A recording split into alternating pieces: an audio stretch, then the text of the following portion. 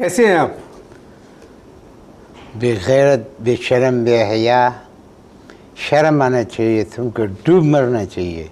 कैसा मुसलमान है, न सलाम न दुआ, डायरेक्ट पूछते ही कैसा है।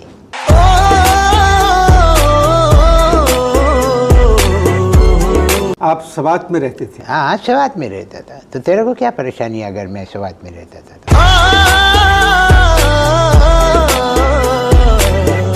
आपका ताल्लुक सवात से है? हाँ, मेरा जितना भी ताल्लुक बना खुदाया सब सवात से बना। नहीं, मेरा मतलब था कि आप रहने वाले सवात के हैं। हाँ, मैं रहने वाला तो सवात का है और मैं पैदा भी उधर ही हुआ था। लेकिन एक बात यह है कि मेरे को पैदा होना चाहिए था मलाकान में। क्यों? मेरा माँ मलाकान का था, मेरा बाप मलाकान का था, फिर मैं सवात में कैसा पैदा हुआ ये आज तक बात मेरा दिमाग में आता नहीं है।